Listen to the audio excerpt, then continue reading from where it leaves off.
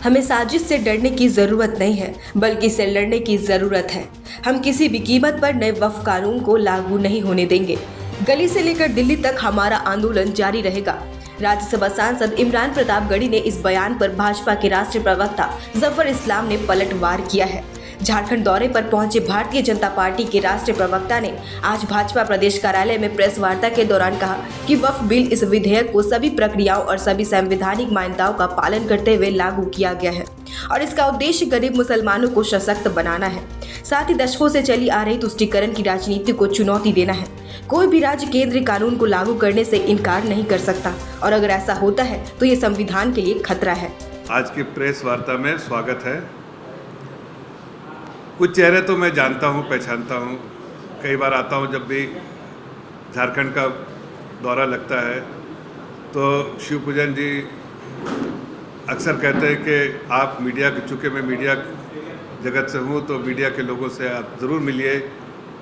विषय ना भी हो तो चाय पानी करते हैं, विषय हो तो थोड़ी बात भी, चर्चा भी कर लेते हैं। तो आज भी ऐसा ही कुछ ऐसा हुआ कि चूँकि मैं आपातकाल के प्रोग्राम के लिए आया था और झारखंड, बिहार और झारखंड और वहाँ से वापस जा रहा था, तो हमने सोचा आपके साथ एक बार मुलाकात भी हो जाएगी और कुछ विषय जो है उस विषय पे आपके सामने कुछ रखने का मौका भी मिलेगा।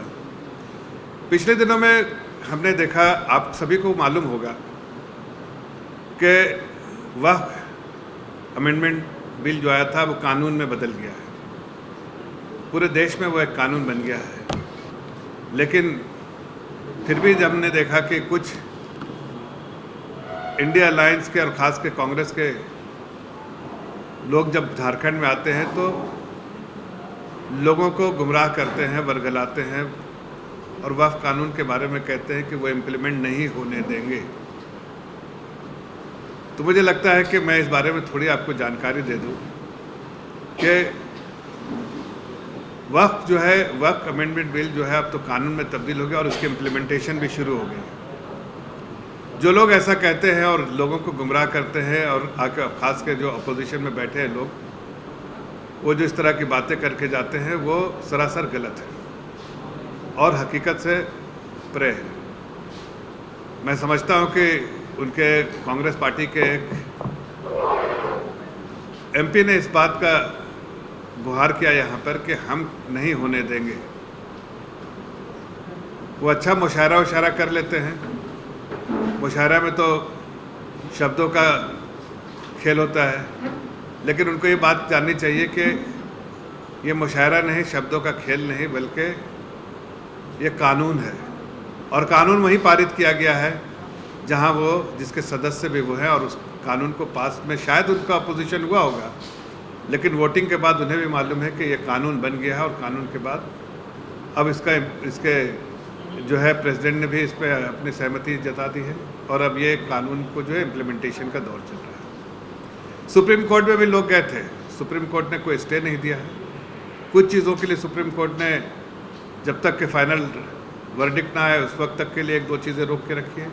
बाकी सारी चीज़ें के लिए सुप्रीम कोर्ट को कोई आपत्ति नहीं है और उसने, सुप्रीम कोर्ट को कोई वैसे भी आपत्ति नहीं है, स्टे ऑर्डर नहीं दिया, लेकिन एक दो चीज़ के बारे में सुप्रीम कोर्ट चर्चा करना चाहती है। बाकी चीज़ें तो है सुप्रीम कोर्ट पूरे तौर से वो इजाज़त दे दी है। ऐसे में किसी का आके कहना गलत है और वो लगता है कि समाज को कहीं ना कहीं, खास के मुस्लिम समाज को, जिससे मैं भी आता हूँ और इसलिए मैं सोचा आप लोगों से इस बात पर चर्चा करूँ कि मुस्लिम समाज को बार बार कटघरे में खड़ा करने का काम कांग्रेस पार्टी करती है। कांग्रेस पार्टी ने कभी मुस्लिम समाज का उत्थान किया नहीं है, लेकिन हाँ, उनको वोट बैंक की तरह, अपनी जागीर की तरह इस्तेमाल किया है। लेकिन वक्त बदल रहा है, समय बदल रहा है और समय बदलते हुए मुस्लिम समाज को भी इस बात का एहसास होने लगा है कि हम सिर्फ एक वोट बैंक की तरह रह गए, हमारा उत्थान किसी ने किया नहीं। अगर उत्थान होता इतने साल में तो आज हम सिर्फ पंक्चर ही बनाते क्यों रहते। ये कम्युनिटी में बात होती है कि हमारा क्यों नहीं उत्थान हुआ है और ये मुस्लिम समाज से ही है। उन्होंने कभी भी कांग्रेस पार्टी में और उस मुस्लिम समाज से आते हैं और वो मुस्लिम समाज के उत्थान के लिए कभी बात नहीं करते, लेकिन हाँ, मुस्लिम समाज को वोट बैंक में कैसे रखा जाए, उसको कैसे डरा के माहौल में रखा जाए। डरते समय सहमते जो है माहौल में रहेगा आदमी तो शायद वोट बैंक की तरह रहेगा। ये उनका जो सालों का जो तरीका था वो बार बार इस्तेमाल करते हैं, लेकिन अब मुस्लिम समाज भी समझ गया है कि ऐसे पैतरे और ऐसे स्टंट जो है बैकफायर करेंगे और इसका कोई फ़ायदा नहीं होगा। इसलिए कि ये वक्फ कानून आया है इसीलिए कि मुस्लिम समाज के उत्थान के लिए आया है।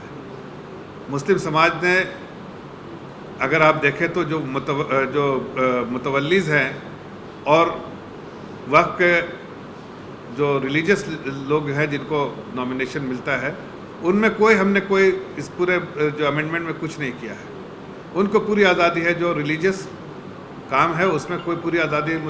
मुस्लिम समाज के ही लोग रहेंगे और उसमें उनको कोई भी इनके लिए हस्तक्षेप नहीं है। सिर्फ अमेंडमेंट क्या चीज़ हुआ है?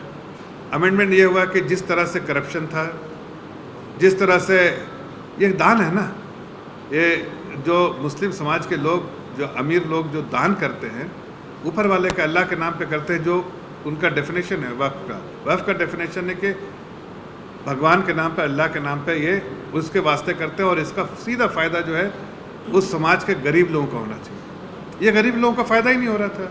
इसलिए आदरणीय प्रधानमंत्री जी ने देखा कि वक्फ की इतनी प्रॉपर्टी है, आमदनी कुछ नहीं, प्रॉपर्टी जो है बहुत है, लेकिन उसका फ़ायदा किसको हो रहा है? तो फ़ायदा जब उसकी जानकारी पूरी ली गई, बहुत सारे कोशिश किए उसको सुधारने के लिए, नहीं सुधरा, तो जानकारी जब ली गई तो उससे पता चला कि इसमें बड़े बड़े लोग, समाज के बड़े बड़े लोग इसमें इन्वॉल्व हैं और इसका फ़ायदा उनको हो रहा है, लेकिन गरीब आदमी को नहीं हो रहा। आदरणीय प्रधानमंत्री जी ने एक बार नहीं अनेक बार कहा है कि हम गरीब मुसलमानों को और गरीब जनता को, चाहे कोई धर्म का हो, उसका उत्थान करना चाहते हैं, उसको मजबूती से पकड़ते हैं, उसको उठाना चाहते हैं।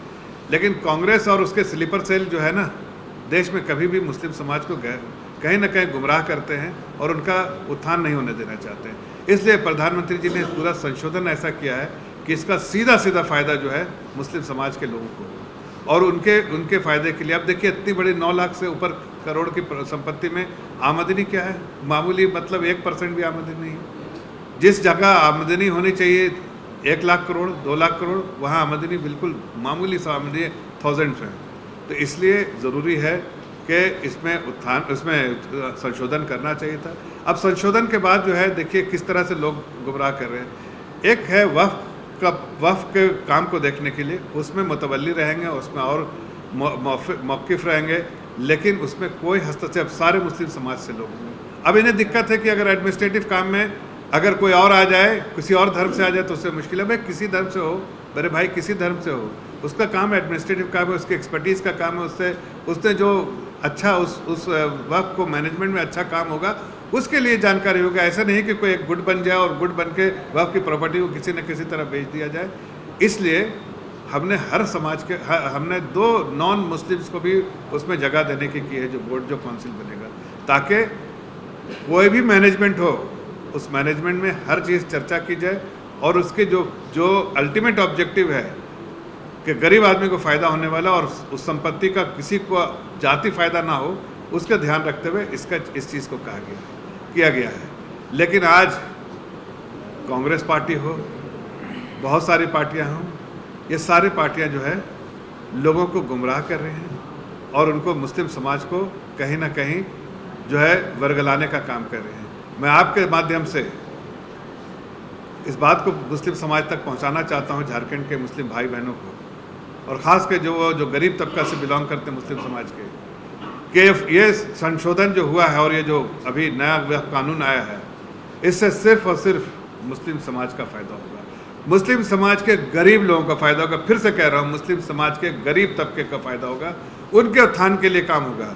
आज तक जो काम नहीं हुआ, आज मैं पूछता हूँ किसी को, क्या बड़े इतने सारे प्रॉपर्टी रहने के बावजूद भी आप अगर देखिए तो क्या अच्छे मेडिकल कॉलेज बने? आज आप देखिए तो अच्छे कोई स्कूल बने? क्या अच्छा कुछ ऐसा काम हुआ जिससे समाज के लोगों का फ़ायदा होगा? नहीं। आप सुनते होंगे कभी कभी क्रिश्चियन मेडिकल कॉलेज जैसे, ऐसे बहुत सारे चीज़ है जो क्रिश्चियन कम्युनिटी ने किया है, उनके अपने जो भी रिसोर्सेज से उससे किया है। लेकिन मुस्लिम समाज के बारे में आप ऐसा नहीं सुनेंगे, इसलिए कि मुस्लिम समाज के लोग ही मिलकर, आपस में मिलकर और बड़े बड़े लोगों के साथ मिलकर इसके कहीं ना कहीं इसके साथ गबन किया गया था। तो अब और कई उसमें कई ऐसी चीज़ें भी थी कानून में, जैसे आपको डिक्लेयर कर दिया, सबको मानो कि इस ऑफिस को डिक्लेयर कर दिया, अगर स्टेट वक्फ बोर्ड ने अगर डिक्लेयर कर दिया कि ये कानून, ये प्रॉपर्टी हमारी है, तो फिर इनको प्रूफ करना है कि इस बिल्डिंग के ओनर को प्रूफ करना है कि ये बिल्डिंग हमारी है, ये वक्फ की नहीं है। तो ये संशोधन करके बहुत सरल तरीके से किया गया है कि आप दान दीजिए, जिस मुस्लिम को दान देना है दान दे, उस दान का सीधा सीधा फ़ायदा जो है गरीबों का होगा। जो गलत तरीके से प्रॉपर्टी, सरकारी प्रॉपर्टी या मॉन्यूमेंट्स को आपने डिक्लेयर कर दिया है, उसकी सर्वे करने के बाद उसके बाद उसको सही तरीके से जो वक्फ का है वक्फ में, जो वक्फ का नहीं सरकार का है सरकार के पास जाएगा, और जेन्युइन तरीके से इस वक्फ की प्रॉपर्टी का मैनेजमेंट होगा और इससे मुस्लिम समाज का उत्थान होगा। आगे आने वाले कुछ सालों में आप देखेंगे ये संशोधन बिल जो आज आया, ये जो वक्फ कानून आया है नया, उससे उसका सबसे बड़ा हिमायती मुस्लिम समाज के गरीब लोग होंगे, और वो दुआएं देंगे आदरणीय प्रधानमंत्री जी को, जो आज हमें कटघरे में खड़ा किया जा रहा है, वही दुआएं देंगे। और हमें वोट बैंक के लिए नहीं किया है, हम फिर से कह रहे हैं, हम वोट बैंक के लिए नहीं करते हैं। हमने मुस्लिम बहनों के लिए, जब हमने 3 तलाक का कानून लिया, कभी वोट बैंक के लिए नहीं किया, लेकिन आज मुस्लिम बहनें हमें वोट देती हैं, और उसी तरह गरीब तबका का मुसलमान भी हमें अपने आप ही वोट देगा। इसलिए नहीं देगा कि हमने उनको वोट मांगा है, हम इसलिए देगा कि हम समाज में बिना भेदभाव के जिनको जो ज़रूरत है उसके लिए काम करते हैं। इसलिए मैं आपके माध्यम से कहना चाहता हूं कि अगर कोई ऐसा क्वेश्चन उठाए, कभी भी वक्फ कानून के बारे में नेगेटिव बात करे, तो आप उनसे पूछिएगा कि ज़रा आप इतिहास को खंगालिए, 60 साल की आपकी सरकार रही है, तो आपने मुस्लिम समाज का स्थान कैसे किया है वक्फ की प्रॉपर्टी से? आज से तो प्रॉपर्टी नहीं है, ये तो सालों साल से आपके पास वक्फ के एसेट्स हैं। इससे आपने क्या आमदनी की और कैसे आपने मुस्लिम समाज का उत्थान किया? क्या आपने कम्युनिटी के लिए किया, क्या आपने सोसाइटी के लिए किया? ये सवाल जब करेंगे तो उनके पास कोई जवाब नहीं, इसलिए कि उन्होंने कुछ भी नहीं किया। तो बस चूँकि मैं पिछले दिनों में पढ़ रहा था कि यहाँ पर कुछ अपोजिशन में जो बैठे हैं दिल्ली में, यहाँ पर आके लोगों को वर्गलाने का काम कर रहे थे, इसलिए मैंने सोचा ये मौका अच्छा है कि आपके साथ रूबरू होकर इस चीज़ की जानकारी दें, और आपके माध्यम से प्रदेश की मुस्लिम जनता को, खासकर मुस्लिम जनता और खासकर गरीब तबका जो है मुस्लिम का, उनको ये पैगाम आपके माध्यम से पहुँचाऊँ कि आपके ही उत्थान के लिए किया गया है। अगर वक्फ की प्रॉपर्टी को हम नहीं टच करते, हम सरकार हमारी आंख बंद कर लेती, हमें कुछ नुकसान नहीं, सरकार को कोई फ़र्क नहीं पड़ता, कुछ भी नहीं। लेकिन किसको फ़र्क पड़ रहा था? आदरणीय प्रधानमंत्री जी ने देखा ये फ़र्क तो गरीब मुसलमान को पड़ रहा है, जिसका हक कोई और मार रहा है, गबन हो रहा है। एक लाख करोड़ की प्रॉपर्टी जो है एकदम कम से कम देर में लीज पे दे दिया गया है। तो उन सब चीज़ों की अब जब ये काउंसिल बनेगा, उसमें सारे लोग रहेंगे, उसमें ये बात चर्चा होके जाएगी और हर चीज़ चर्चा होगी, तो उस पर जो करप्शन है वो ख़त्म होगा और उसका फ़ायदा, डायरेक्ट फ़ायदा मुस्लिम समाज का उत्थान होगा।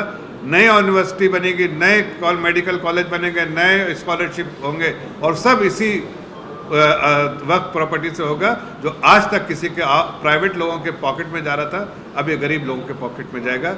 यही आदेश था, यही उद्देश्य है हमारे वक्फ बिल का, जो लोग तोड़ मरोड़ के मुस्लिम समाज को गुमराह करने के लिए कोशिश कर रहे थे। तो मैंने सोचा आपके सामने इस चीज़ आपके माध्यम से लोगों तक पहुँचाएं।